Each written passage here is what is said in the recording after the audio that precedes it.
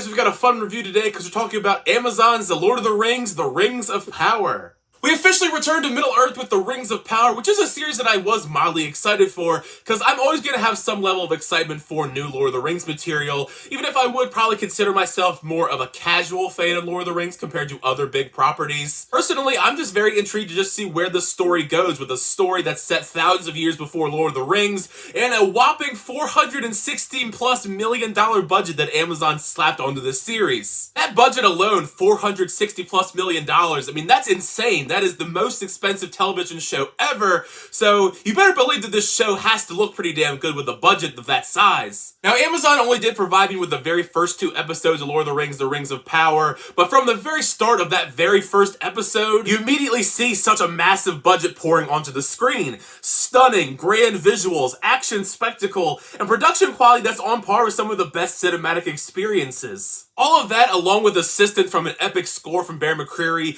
made it very easy to get sucked back into the world of Middle-earth in these first 2 episodes. Much of the source material being used for the Rings of Power has kind of been a point of contention online, and I do understand that fully, but like I said, I'm more of a casual fan of Lord of the Rings, so I have not read the Silmarillion or the appendixes to the Lord of the Rings, so I'm not super familiar with that source material. However, from the many big Lord of the Rings fans that I do know, it doesn't sound like the Silmarillion and those appendixes get a lot of praise, at least compared to the Hobbit and the Lord of the Rings material. And after watching these first 2 episodes, I can kind of understand why that material isn't the greatest for adapting into a television series. A lot of it does vary between the storylines in the first 2 episodes, because a lot of the time spent in those first 2 episodes is getting us as the audience not just acclimated to the world itself, but setting up a large cast of characters that are mostly new besides Galadriel and Elrond, and because of that, it does take quite a bit of time to get going. There are a plethora of characters in these first 2 episodes, and we're jumping around a lot in those first 2 episodes to get to all of them,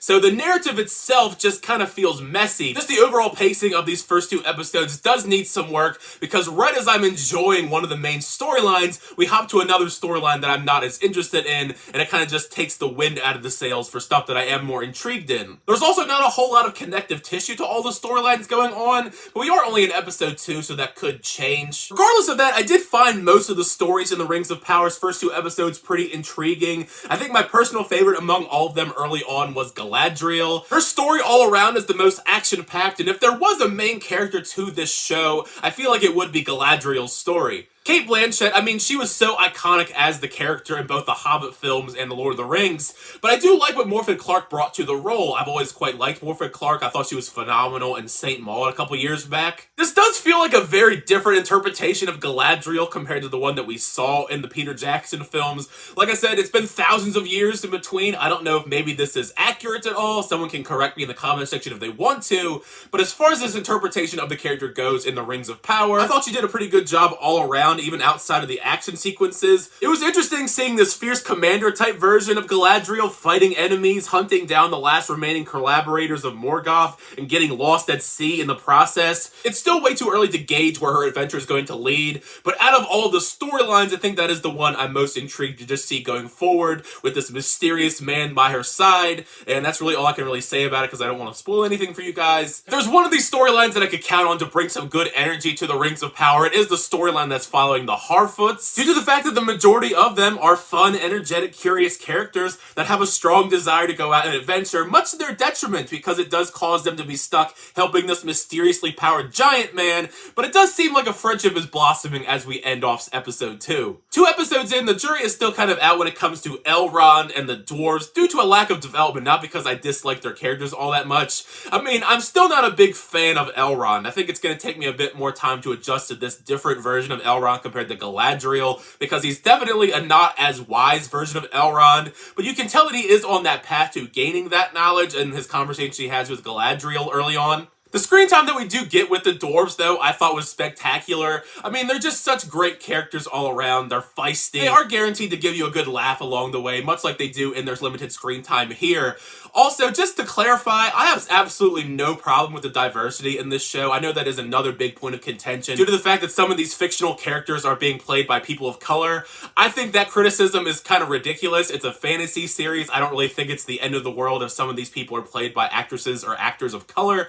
It's fiction. You're completely allowed to have that opinion, but personally, I'm not going to agree with it, and that's just where I'm going to leave it there. The The only story in these first 2 episodes of The Ring of Power that I'm kind of iffy on, at least initially, is this romance angle between these new characters created for the series, Bronwyn and Arondir.